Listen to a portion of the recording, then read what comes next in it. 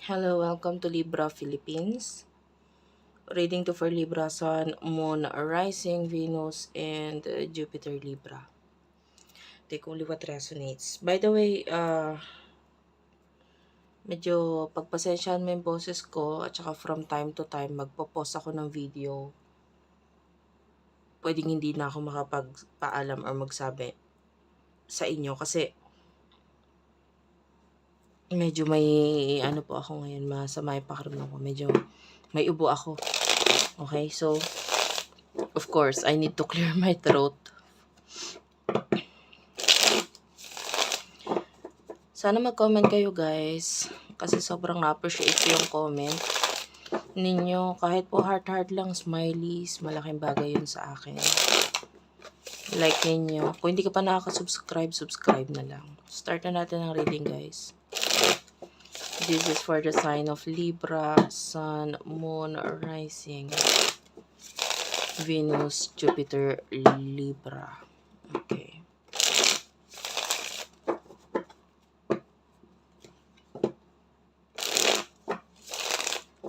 Okay. Love reading guys. Kung gusto mo, nakakamoy nga pala ako ng sinigang. This could be a reading.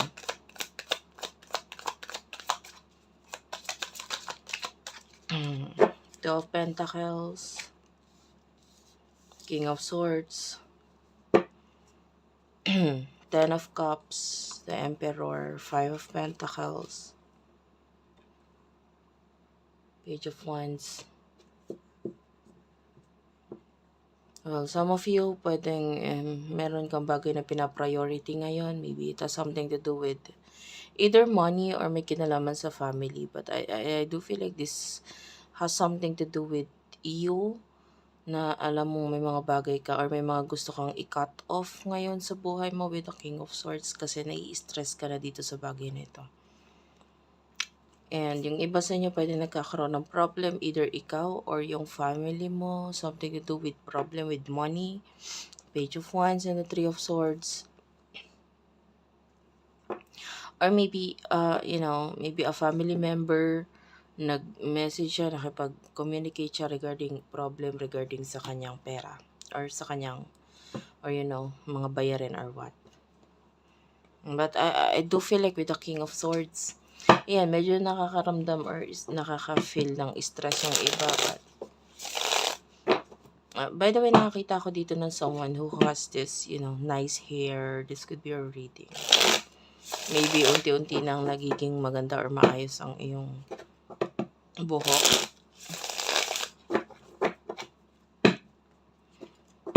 Yung iba pwede nagpa-rebond or nagpaayos. Yung iba naman, maybe may mga routine kang ginagawa para maayos. Or yung iba, may mga bagong ginagawa sa kanilang buhok. Like maybe nagpagupit or bagong style, hairdo, whatever. Something to do with hair. This could be a reading. Especially, ngayon kasalukuyan, the planet of Venus is in Libra. So, yung mga new beginnings regarding sa iyong sarili, might be may mga naiisipan kang gawain na bago sa iyong sarili. And, yeah. The Sun, this is the person that you're dealing with. Kung gusto mo nakakonsentrate yung reading sa hindi love, nakalagay naman yun dun sa mga title. I-search mo, itignan mo na lang dun sa natin, videos. Halimbawa, Libra single, ganun. The Sun, the Two of Pentacles. Yeah, Two of Pentacles, pareho kayo ng energy. At the bottom of the deck, you do have here the Ten of Cups, the Ten of Wands, and the Ten of Swords. Wow. Dalawang beses lumabas yung... hindi pala. Tama. Dalawang beses lumabas yung Two of Pentacles. Actually, there's another 2 here. I will take this as an angel number. 222. Tatlong 2. Tsaka tatlong 10. Oh, something is going to end here. Okay, sorry about that. Pinause ko lang saglit yung video. Anyway, 222 is like maybe there's a decision na kailangan gawain. maybe ikaw, this person, or both of you, na pwedeng may kinalaman din sa some kind of ending. So, pwedeng ikaw, both of you, and your person is may mga ginagawang or may mga dapat gawain na endings for now. So, maybe you are focusing, pina-priority niyo tong bagay na gusto nyong mag-end sa buhay ninyo. The sun is here. So, the sun is brightly shining. So, may mga napapansin na itong person na to sa situation niya na parang hindi siya happy dito. I need to cut this off. I need to end this. Tipong ganon. And I feel like it has something to do sa mga choices or... Anyway, itong person na to is really either na-admire ka niya, kung ano man yung mga ginagawa mo, or ikaw itong na-admire mo din yung person mo. Both of you have the same energy. Honestly, it's like, Libra, ang symbol ng Libra is like a weighing scale. Diba? So, nakakita tayo ng balance sa inyong dalawa ng person nito ngayon. Like, both of you share the same energy. Ano yung emotion ninyo sa isa't isa? Kung hindi ka nakaka-relate, hindi mo na-gets yung reading, hindi ka nakakakuha ng messages na para sa'yo, pwedeng hindi para sa ito. Five of Swords, the Eight of Swords, okay. Bottom of the deck is the Three of Cups. Kunin ko na rin sa side ng person nakakonect mo. For Libra, Sun, Moon, Rising, Venus, Jupiter, Libra. Check your natal chart, especially if you do have two or more planets sa Libra. Maybe yung ascendant mo, Venus mo, Jupiter mo is in Libra. This could be a reading.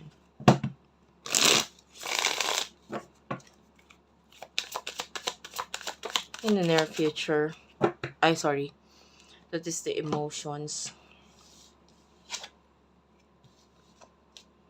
King of Wands, Seven of Cups.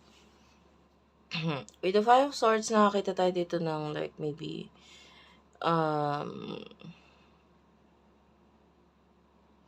pwedeng wala kang idea dito sa iniisip, emotion ng person na ito, kaya ka nga nandito. You want to know. And maybe with the Eight of Swords, maybe kaya may mga bagay kang hindi ka pa makaalis or like a situation na pwedeng hindi mo pa mag-end. Kasi gusto mong malaman mo na kung ano iniisip nito person na to, kung anong gagawin niya, etc. Kung anong plano niya, etc.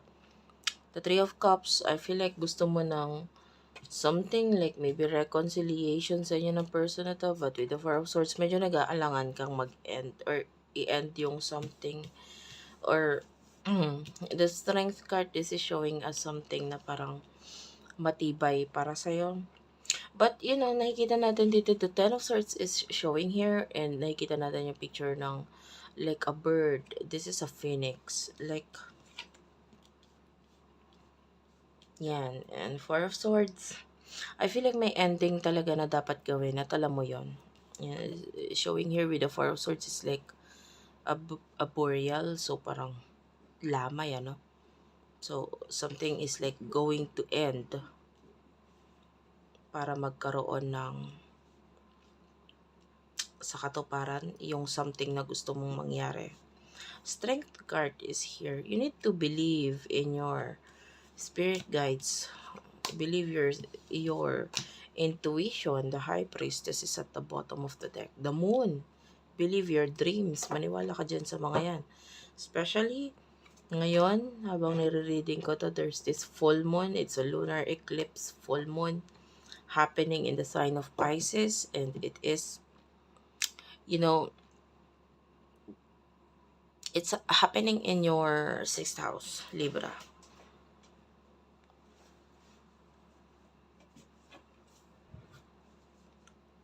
So, may mga bagay na with regard sa sa buhay mo ngayon na pwedeng may kinalaman sa iyong work, kinalaman sa daily activities mo, daily routine mo, ang kailangan mag-end, kailangan tapusin, kailangan ayusin.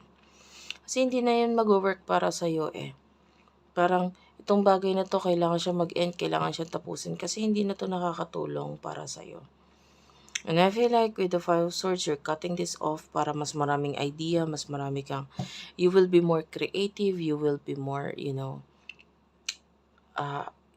will cut off this kind of paniniwala or maybe bagay na hindi na nakakatulong para sa'yo. Yung iba sa inyo recently pwedeng nawalan ka ng gana sa person mo.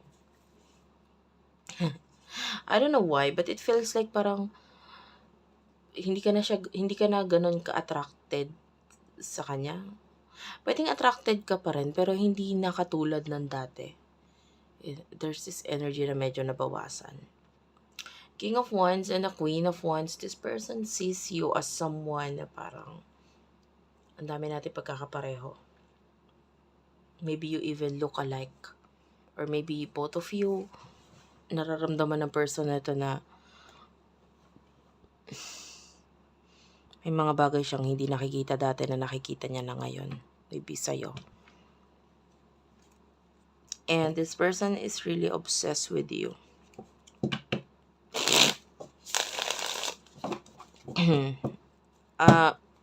Like nakakita tayo dito ng pagfa-fantasize or pagkagusto dito sa person na daydreaming kind of energy. What will happen in the near future for you? In the near future for you, Libra. Seven of Swords. Ang daming swords.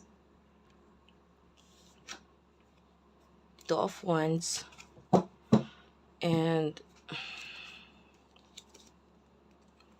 Page of Cups. Bottom of the deck is the Empress.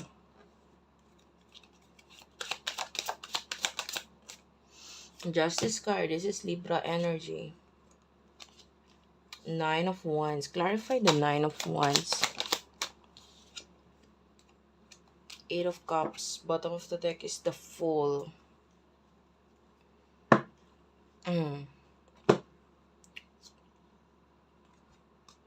I can see new beginning sa person na to with regards sa home. Like maybe pagta-transfer, paglilipat ng bahay, or maybe, maybe something to do with home or bahay na gagawain. Page of Cups. Yeah, maybe relocation. Nakita tayo dito ng maybe plano for you in the near future. Nakakaamoy ako ng mabangong lotion. This could be a reading. Page of Cups, Seven of Swords. Well, I feel like you no longer need someone. Or maybe a child is about to, you're letting go of a child or mga immature na tao sa buhay mo. You're letting them go. Nakita tayo dito ng plano sa'yo na may mga bagay kang babaguhin or ika-cut off. Maybe may kinalaman sa child or someone na very immature. Okay? Maybe an adult person pero masyado lang siyang isip bata. Or maybe may kinalaman sa'yo na wherein you are being immature dito sa part na ito, and because of that, you are cutting off this immaturity. Okay, maybe may hobby ka or kaugalian ka na parang, nako, parang ang immature ko naman dito sa part na ito. Ayoko na nito. The Empress is here. And the Four of Pentacles has something to do with you holding on your something na mga pinaghirapan mo, money, finances. So, you will be focused on, pahahalagahan mo yung mga bagay na pinaghihirapan mo this time. And I can see that there's a partnership na malapit na mag-resurface sa buhay mo. With regards to this person, I can see honesty. Well, I don't know. But the Eight of Cups, in the future, this person is manifesting na, in the future, sana magkaroon ng sexual connection sa ating dalawa. The Fool is here. This person is taking the risk dito sa connection ninyo in the future. With the Hermit and the Knight of Swords, so I can see pagta-travel for some of you mula dito sa person na to. Two of Cups is also here. If you are not in a relationship, there's a potential of a relationship for you with this person. Kung ikaw naman ay nasa relasyon na with this person, maybe this person and you are going to travel together. And yeah, that's why with the Four of Pentacles, nakita tayo ng pagsasave ng money. So ngayon pa lang, i-start mo na, no? You save money kasi in the near future, there's this pagta-travel sa inyong dalawa ng person na ito. Or he or she, papunta siya para mag-travel, papunta sa'yo, and you need to save money because maybe there's a plan na partnership or connection sa inyong dalawa. Thank you for watching. I love you all, and bye.